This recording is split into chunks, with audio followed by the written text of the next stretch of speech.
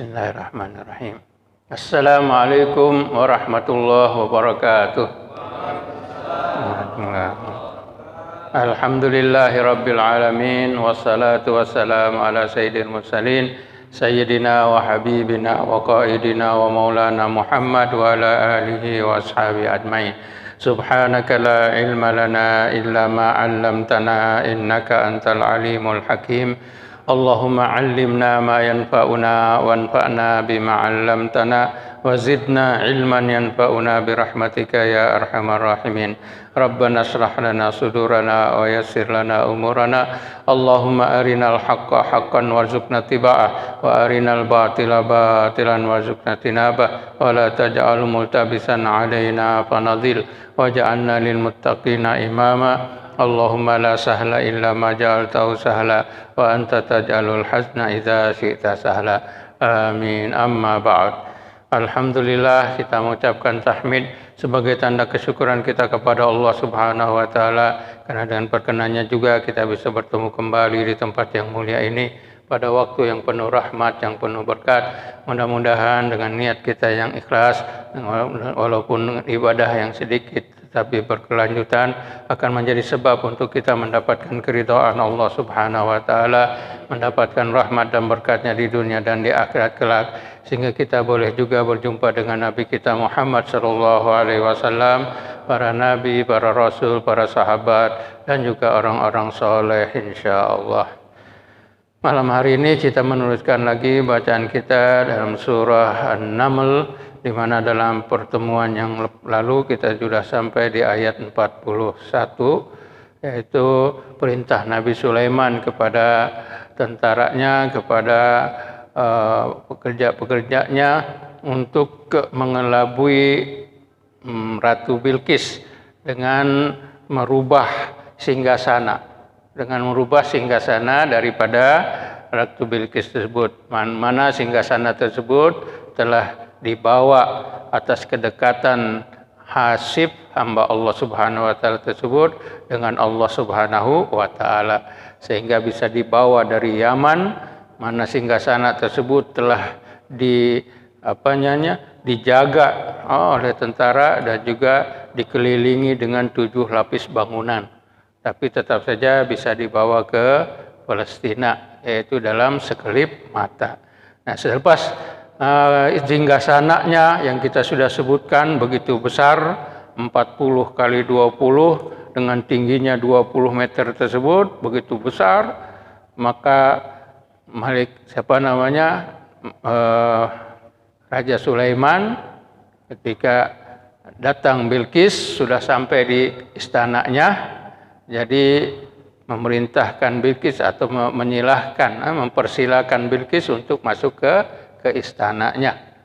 Jadi ketika masuk ke istana itu juga baru dibikin. Istana yang dibuat oleh Nabi Sulaiman untuk menerima Ratu Bilqis juga itu baru dibikin. Karena Nabi Sulaiman kan istananya di Baitul Maqdis. Ada juga yang di Syam, banyak istananya. Yang ini istananya khusus untuk Bilqis dengan pengikut-pengikutnya. Jadi ketika sudah masuk ke dalam istana tersebut, maka dikatakan di sini, A'udzubillahi minasyaitonir rajim. Falamma ja'at qila ahakaza arsyuk. Ketika sudah sampai di istana tersebut, Bilqis dipersilahkan masuk, kemudian Bilqis dipersilahkan duduk di singgasananya.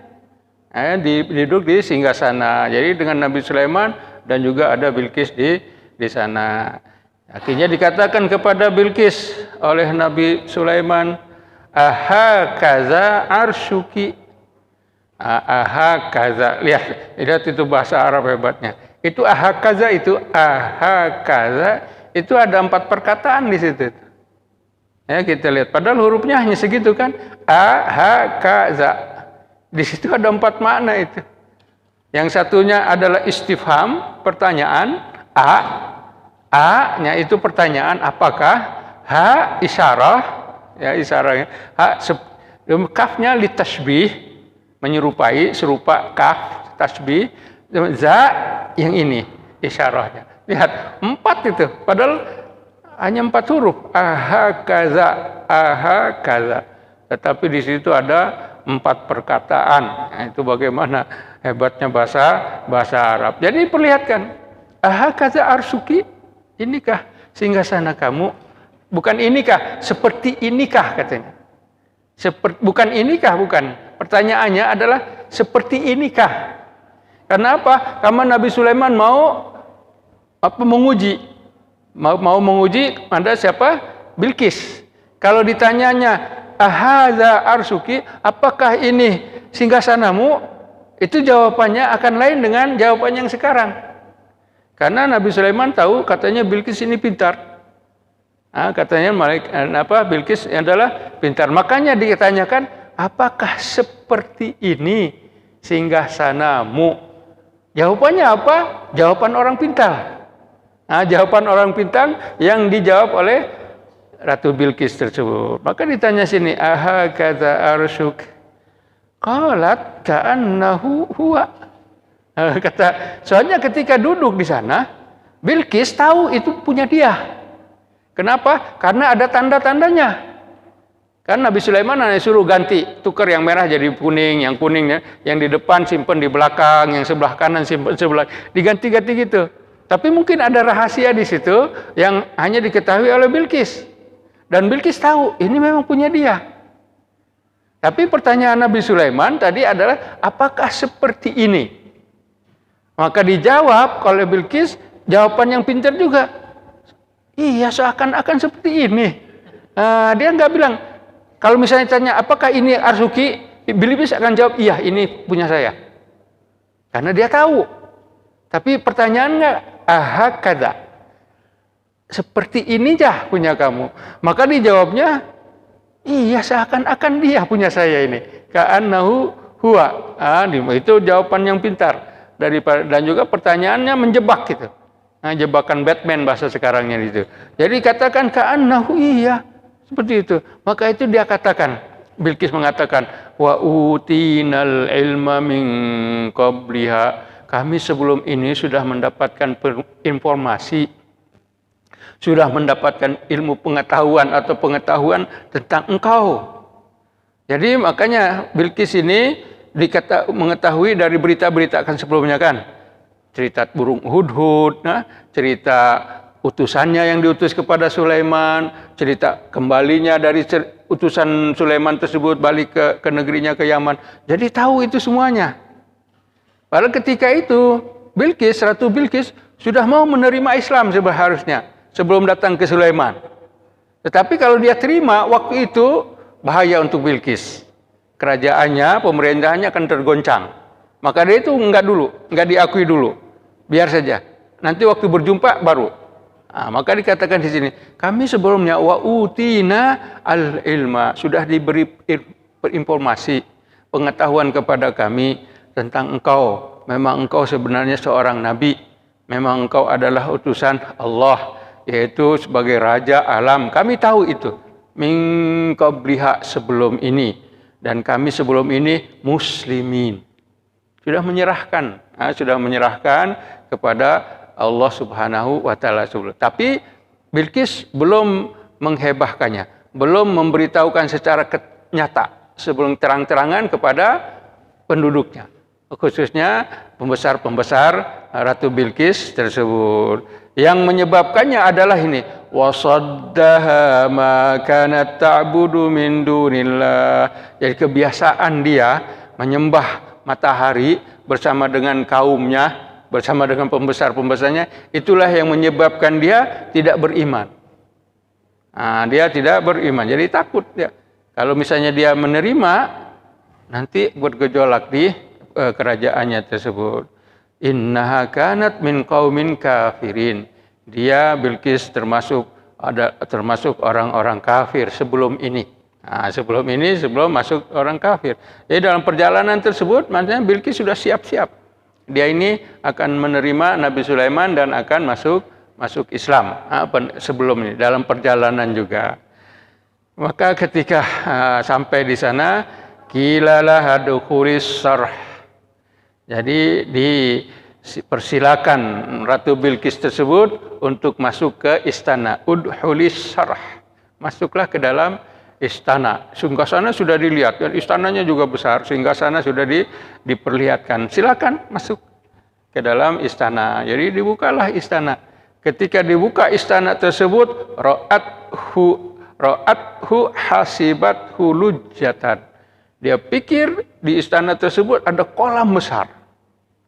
Jadi ketika dibuka pintunya, diperlihatkan masuk tersebut, diperkirakannya di depannya dia lihat ada kolam besar yang terdiri dari, kalau kolam berarti ada air. Bahkan dikatakan di situ ada air mengalir. Jadi seperti sungai mengalir. Oh, luar biasa ini istana seperti begini. Sebagaimana besarnya istana tersebut. Karena dia pikir itu air, kolam besar, dan juga sungai yang mengalir, maka dia buka, dia punya pakaiannya. Dia punya kainnya tersebut yang menutupi betis. Menutupi betisnya, wa kasyafat an saqaiha, sehingga kelihatan betisnya. Karena dia pikir air, kan dia akhirnya takut, dia pikir nanti ini basah katanya. Kalau basah, akhirnya ditarik dia punya bagian bawah. Dia bagian bawah daripada bajunya tersebut. Maka kelihatanlah saqaiha, yaitu betis Raja atau Ratu Bilqis tersebut. Jadi kita lihat bagaimana keadaannya seperti itu. Keadaan ini juga dengan diperlihat atau terperlihatkannya betis Ratu Bilqis tersebut, itu dikatakan memang Nabi Sulaiman sengaja berbuat begitu.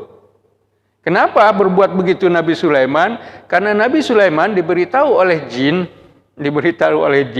katanya Bilqis ini adalah anak antara manusia dan jin. Kemudian dia punya kakinya Ratu Bilqis tersebut, ia adalah kaki keledai. Jadi bukan kaki manusia, ada 5 begitu kan. Jadi kakinya itu keledai, kaki keledai. Seperti gimana? Bayangkan aja sendirilah. Jadi lihat keledai tersebut, jadi kan Nabi Sulaiman pikir betulkah Bilqis punya seperti gitu. Makanya disengaja seperti itu. Tapi ketika dilihat, kasyafat ansa, kelihatan betisnya. Dan dikatakan oleh Rasulullah SAW bahwa betis Ratu Bilqis itu adalah seindah-indah betis. Katanya, Rasulullah sebutkan, yang mana nanti Bilqis ini adalah istri daripada Sulaiman di surga. Seindah-indah betis, istri daripada Sulaiman nanti di surga. Akhirnya Aisyah cemburu.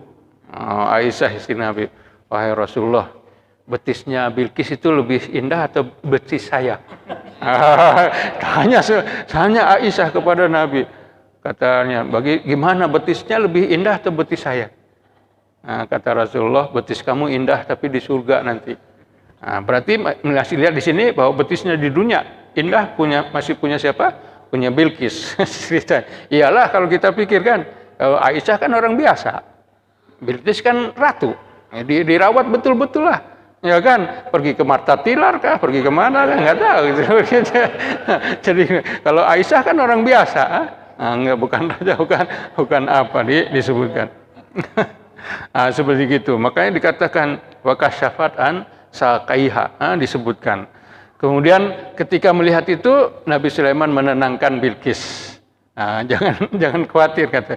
Qala innahu sarhun. Tidak apa, jangan engkau merasa risau seperti begitu. Ini adalah istana, mana istana tersebut dilapisi oleh kaca. Memang seperti istana dengan kaca seperti itu. Memang di bawah dikatakan itu mengalir, di dalam istana tersebut ada ikan-ikan di situ. Jalan semuanya ya, yang diperlihatkan seperti itu. Bagaimana indahnya istana tersebut. Makanya dikatakan oleh Nabi Sulaiman, jangan takut, itu adalah sarhun mumarradun, yaitu istana yang licin, dilapisi oleh kaca-kaca. Jadi kita melihat. Dikatakan qalat rabbi inni zalamtu nafsi wa aslamtu ma'a Sulaiman lillahi rabbil alamin. Ratu Bilqis berkata, wahai Tuhan, aku telah menganiaya diriku. Aku telah menganiaya diriku dan aku telah masuk Islam menyerahkan diriku bersama Sulaiman kepada Allah Tuhan seru sekalian alam. Lillahi Rabbil Alamin. Jadi menyerahkan, masuk Islam sekarang. Siapa Ratu Bilqisnya? Ratu Bilqis tersebut. Diriwayatkan bahwa dikatakan Ratu Bilqis di sini Nabi Sulaiman katanya sesudah itu menikahinya. Jadi dinikahlah. Karena sudah dikatakan Ratu Bilqis kan ketika berada di Yaman, dia berkuasa di sana. Dia sebetulnya sudah mau menerima Islam, tapi takut bergejolak. Akhirnya di sini sekarang bersama Sulaiman. Nah, bersama Sulaiman dia tenang. Makanya dia masuk Islam. Ketika masuk Islam, makanya semua warganya, semua rakyatnya, semua masuk Islam. Yaitu bersama Nabi Sulaiman. Nah, karena apa di sini Nabi Sulaiman? Jadi ada yang menjaga. Maka salah satu riwayat mengatakan bahwa Nabi Sulaiman menikahi Bilqis tersebut. Dan ketika menikahi tersebut, tetap Bilqis dikembalikan ke Yaman, yaitu ke istananya di Yaman tersebut. Hanya Nabi Sulaiman menziarahinya sebulan sekali. Menziarahi juga sebulan sekali dari Palestina dia ke Yaman 1 bulan dan tinggal di Yaman selama 3 hari bersama dengan Bilqis. Nah, jangan dibayangkan pakai ontak atau pakai apa zaman dahulu. Nabi Sulaiman kan punya kapal terbang, yaitu punya menguasai angin, rih. Jadi bersama dengan rih dari Palestina ke sana terbanglah dengan kapal terbang tersebut. Baik dengan Yaman Air kah atau dengan Saudi kah, nggak tahu terbangnya di sana. Mereka sampai kemana dan di sana Nabi Sulaiman memerintahkan penguasa Yaman dari kalangan jin. Karena Nabi Sulaiman berkuasa dengan jin. Jadi yang berkuasa di Yaman, istilahnya gubernurnya yang menjaga Yaman tersebut dari kalangan jin, namanya Zauba'ah. Jadi diperintahkan oleh Sulaiman, wahai Zauba'ah, kamu bersama dengan jaga siapa? Bilqis ini, dan bahkan diperintahkan untuk membangun 3 buah istana yang tinggi, Sauluhat, Bainunat, dengan satu lagi disebutnya Amudat, nama istananya itu. Dengan nama istana yang besar itu diperintahkan, yang mana orang-orang Yaman tidak pernah melihat seperti begitu hebatnya bangunan. Padahal kan di Yaman ini bangunan paling hebat dari zaman Nabi Hud. Dan bangunan-bangunan mereka adalah bangunan yang hebat. Tetapi ini khusus jin diperintah oleh Nabi Sulaiman untuk membangun istana-istana yang ada di sana. Jadi Zauba'ahnya tadi. Dia diperintahkan untuk menjaga. Dan bersama dengan Bilqis, Zauba'ah tersebut sampai Nabi Sulaiman meninggal dunia. Ketika Nabi Sulaiman meninggal dunia sudah lepas. Karena jin ketika itu semuanya takut sama Nabi Sulaiman. Semuanya takut. Dia tidak berani bikin apa-apa itu jin itu. Kalau melakukan apa saja sedikit kesalahan atau apa, dihukum oleh Sulaiman. Tidak kasih ampun itu. Makanya tidak berani. Makanya kan Ifrit yang kita sebutkan minggu lalu, dia bilang saya bisa ambil itu singgasana dari Yaman ke sini. Makanya dia katakan, dikatakan amin. Ya kan? Qawiyun amin. Saya orang kuat dan juga dapat dipercaya. Nah, karena apa? Seperti itu. Kadang-kadang dia jin, dia bawa ke negeri yang lain. Makanya dikatakan amin, bisa dipercaya. Nabi Sulaiman bisa mempercayai Ifrit tersebut. Ini juga Zauba'ah berkuasa bersama menjaga Bilqis sampai Nabi Sulaiman meninggal dunia pada tahun 975 sebelum hijrah. Itu kan wafatnya Nabi Sulaiman. Nabi Sulaiman dilahirkan pada tahun 1043 sebelum Masehi. 1043 sebelum Masehi. Jadi bersama dengan Bilqis. Jadi sebulan sekali pergi ke sana. Dengan naik kapal terbang angin yang ada ketika itu dikuasai oleh Nabi Sulaiman. Karena wa aslamtu ma'a Sulaimana lillahi rabbil alamin, dan aku telah memeluk agama Islam bersama Sulaiman kepada Allah Subhanahu wa taala, lillahi rabbil alamin. Itulah cerita Bilqis. Nah, bagaimana akhirnya masuk Islam. Masuk Islam tersebut. Kita sudah ceritakan bahwa Bilqis ini dia menjadi raja karena apa? Karena ayahnya. Ya kan, ayahnya Syarahil, kata Syarahil itu dia tidak mau kawin dengan manusia. Dia tidak mau kawin, katanya tidak ada yang kufu, tidak ada yang sesuai perempuan siapa saja untuk nikah dengan aku. Akhirnya ada kumpulan jin datang berjumpa dengan siapa? Dengan Syarahil tersebut. Karena Syarahil dikatakan juga dia tidak mau menikah tersebut karena apa? Karena ada raja-raja yang lain, ini rajanya zolim. Mereka ini selalu menikahi, membuat keonaran dengan istri-istri pembesar-pembesarnya. Makanya dia tidak mau itu berlaku seperti begitu. Makanya dia tidak mau dengan manusia. Makanya datang kumpulan jin tersebut berbicara dengan Raja Syarahil tersebut. Enggak, kalau gitu kamu kawin saja dengan anak saya. Kata Syarahil, saya tidak mau kawin. Tidak mau kawin. Tidak, perempuan, anak saya tidak seperti yang lain. Anak saya ini tidak, orang-orang lain tidak bisa mengacaunya. Manusia tidak boleh mengacau. Tidak boleh mengacau anak tersebut. Akhirnya dia mau. Maka nikahlah dengan namanya Rahayanah, dikatakan menikah dan lahirlah Bilqis. Nama asli Bilqisnya adalah Bilqamah. Nama dia adalah Bilqamah. Bilqamah. Akhirnya dipanggil dengan nama Bilqis. Kebetulan di kita ada Nurbil Haki. Itu lain lagi, itu Nurbil Haki. Nah, kita lihat yang ada. Sesudah itu cerita selesai mengenai siapa? Nabi Sulaiman dengan Ratu Bilqis tersebut. Akhirnya pindah ceritanya. Dari Nabi Sulaiman yang kita sebutkan tahun 1000 sebelum Masehi tersebut, pergi ke 2000 tahun sebelumnya lagi. Yaitu zaman Nabi Saleh. Firman Allah, وَلَقَدْ أَرْسَلْنَا إِلَى ثَمُودَ أَخَاهُمْ صَالِحًا يعني اعبدوا الله فإذا هم فريقا يختصمون. Jadi diberitakan yang lain. Sudah selesai cerita Bilqis tersebut. Kalau mau diceritakan panjang lagi bisa ceritanya. Sampai bukan kapan Bilqisnya, bagaimana perang sesudah dengan Nabi Sulaiman, bagaimana dia berdapan memimpin Yaman sampai meninggal dunia, bisa aja diteruskan lagi. Tapi di sini tidak ada ceritanya. Yang di Quran tidak disebutkan. Yang ada. Kita kembali ke Samud. Walaqad arsalna ila samuda akhahum. Sekarang kembali. Kami telah mengutus kepada Samud. Samud ini kita sudah sebut adalah sebagai satu bangsa. Satu bangsa keturunan daripada Samud. Nenek moyang mereka namanya Samud. Nenek moyang mereka Samud. Ini adalah keturunan daripada bangsa Ad. Ad yaitu bangsa Nabi Hud.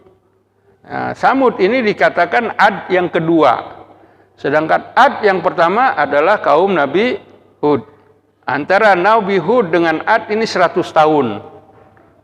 Perjalanan 100 tahun. 1900 sampai tahun 2000. 1 tahun panjang itu.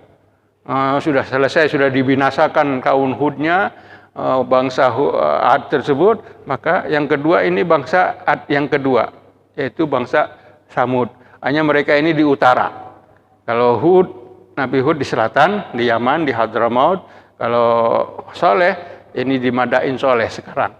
Kalau kita pergi ke Saudi Arabia utara, antara Saudi dengan Yordania itu ada satu kampung atau satu kota, namanya sampai sekarang itu disebutnya Madain Saleh. Kota Nabi Saleh di situ. Jadi diantar ke sana saudara mereka yang bernama Saleh.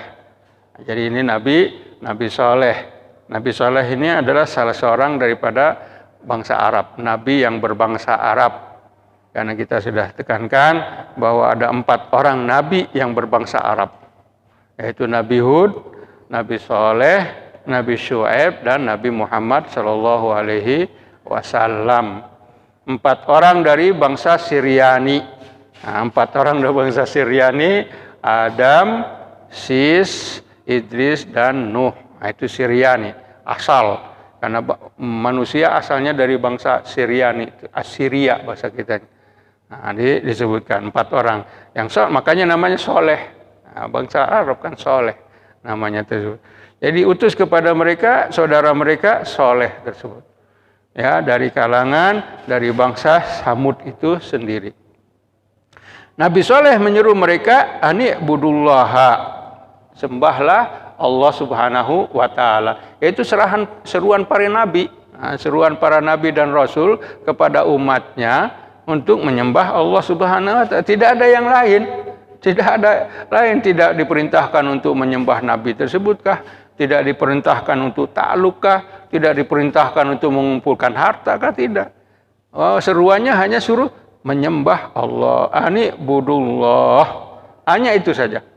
Semua nabi tugasnya ani budullah, menyeru umatnya untuk menyembah Allah Subhanahu wa Ta'ala.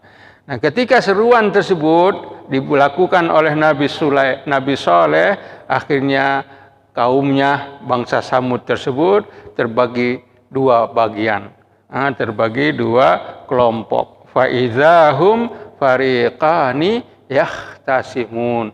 2 kelompok yang saling bermusuhan.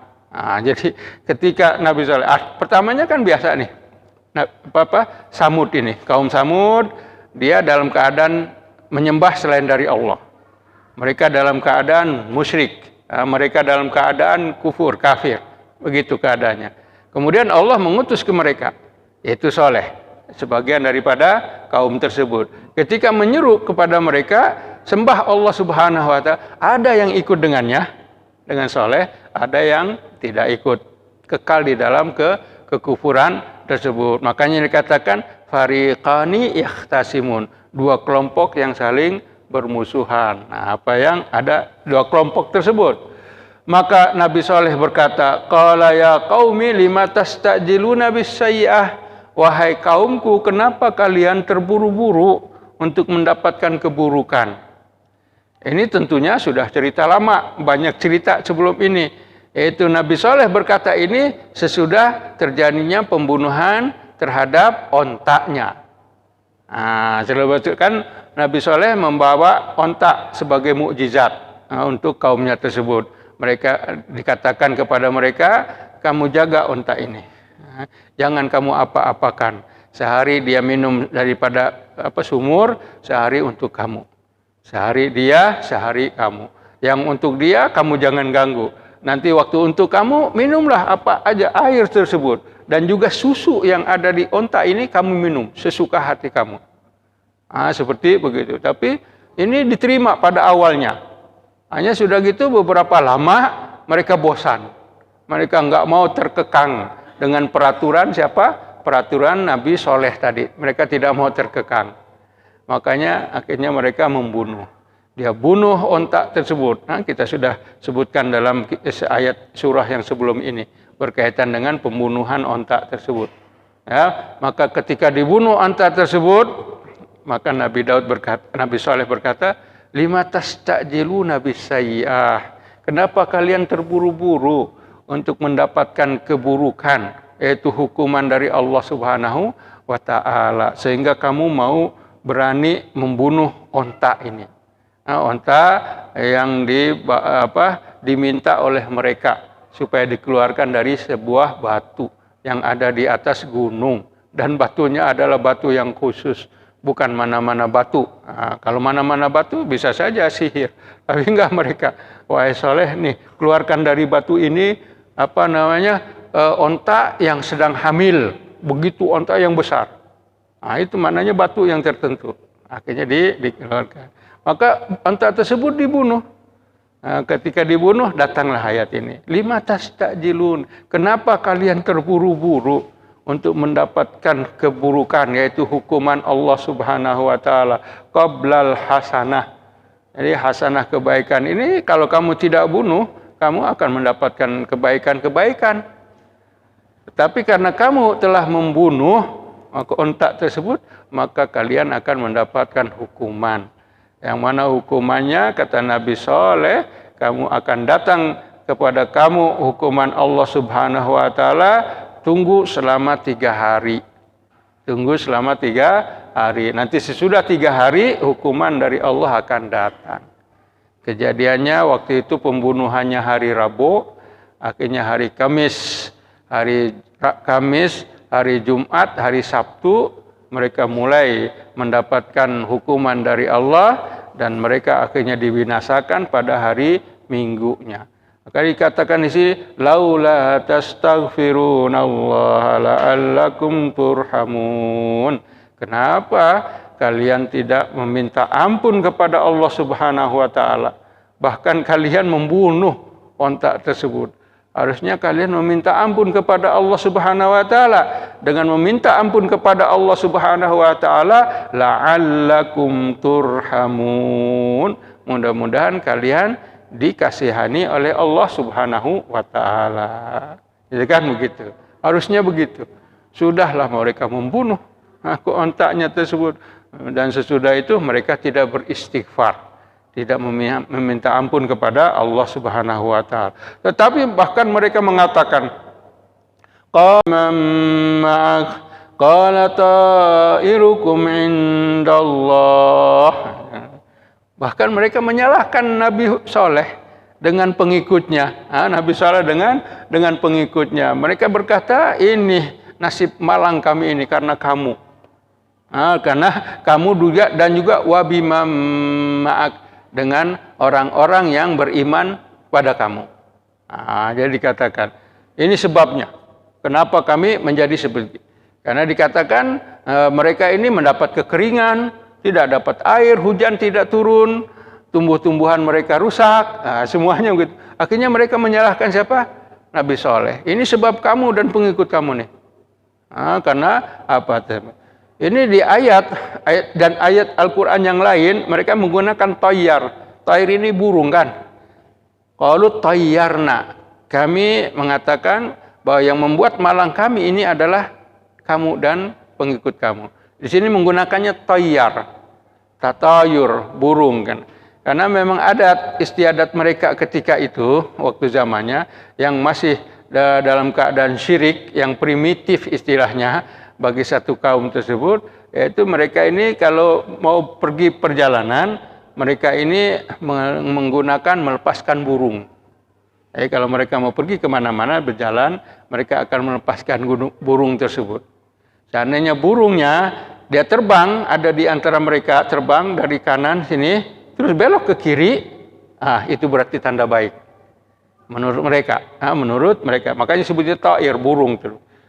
Kanan, terus dia ke kiri, terbang, terus mereka akan lanjutkan perjalanan. Mereka akan lanjutkan apa-apa rancangan mereka. Tetapi kalau misalnya kiri, terus ke kanan burungnya, terbang, stop. Mereka tidak akan melanjutkan perjalanannya. Mereka tidak akan melanjutkan rancangan-rancangan mereka. Itu kebiasaan. Makanya dikatakan tayyar nak ta'ir. Ini sebab kamu ini. Dan juga pengikut kamu.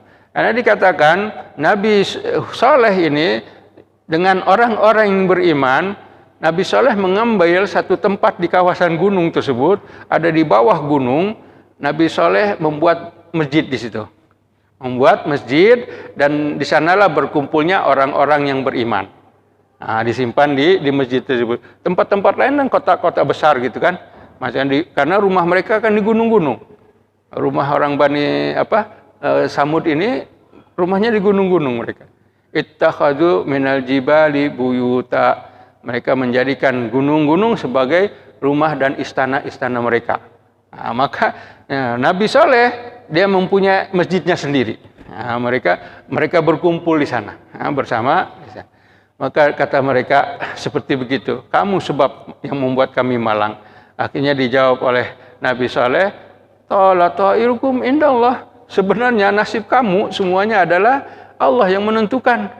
Bukan aku, bukan pengikut aku, bukan siapa-siapa. Allah yang menentukan kamu. Tidak ada hujan misalnya, aja Allah Subhanahu wa taala. Tumbuhan kamu tidak hidup, itu dari Allah Subhanahu wa taala. Bukan ada apa urusannya dengan saya. Itu adalah indallah. Semuanya di sisi Allah.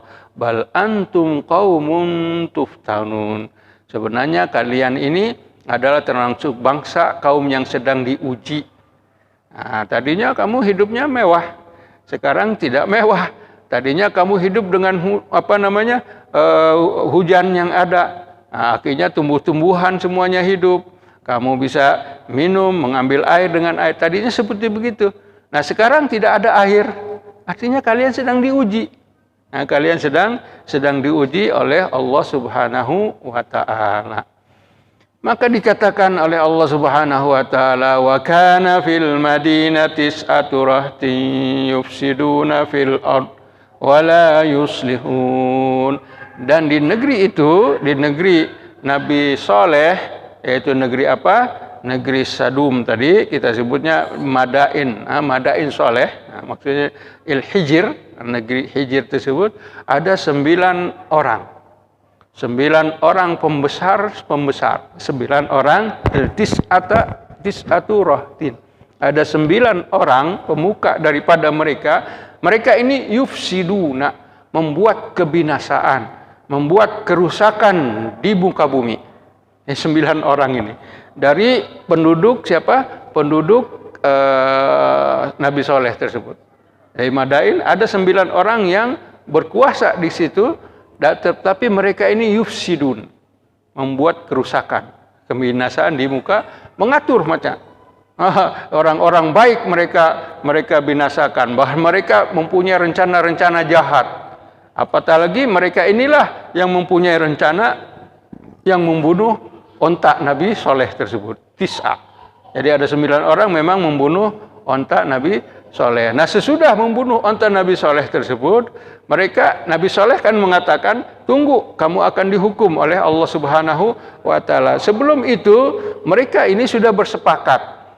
Karena Nabi Saleh kan akhirnya pergi ke tempat lain, yaitu ke bikin tempat masjid dan bersama dengan pengikut-pengikutnya tersebut. Maka dari itu, qalu taqasamu billah. 9 orang ini, 9 kelompok, 9 pembesar pemuka orang-orang Nabi Saleh tersebut, mereka berkata sesama mereka.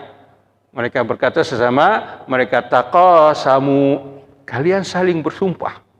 Nah, sesama kita ini taqasamu billah, saling bersumpah sesama kita. Yaitu apa? Lanubayyitannahu wa ahlahu. Malam hari ini kita akan bunuh dia dan juga keluarganya. Jadi malam hari itu, karena sudah disebutkan tadi. Kata Nabi Saleh, tunggu 3 hari.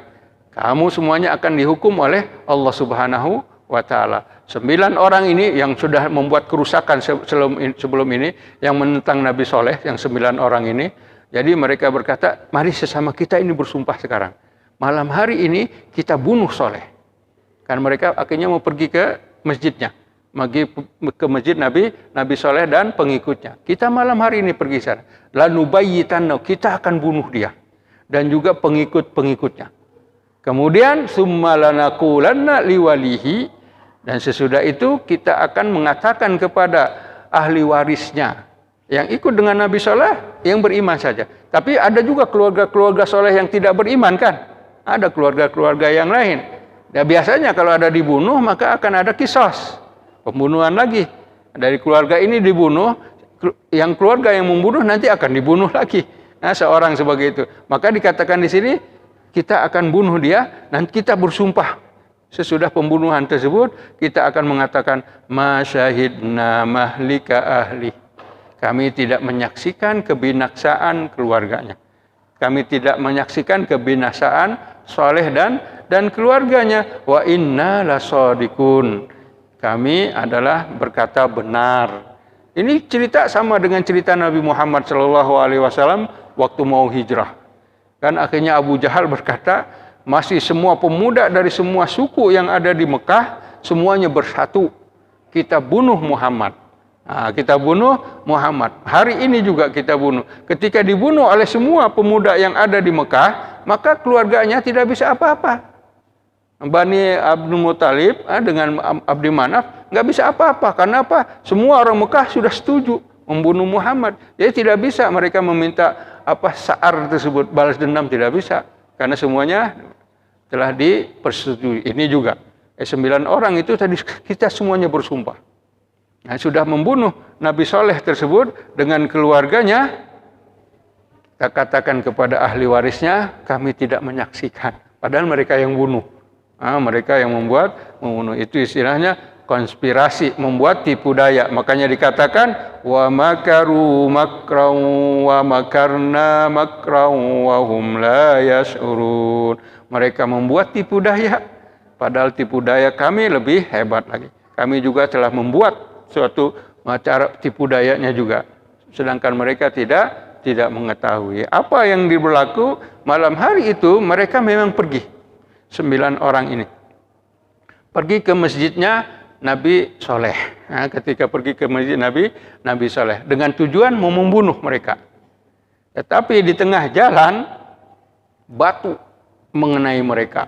Jadi batu turun dari bukit, jatuh dari bukit, kena mereka, semuanya terbunuh. Semuanya terbunuh dengan batu-batu tersebut. Maka dari itu mereka tidak bisa melakukan apa-apa. Tidak bisa apa-apa lagi. Yang terjadi yaitu dengan terbunuhnya.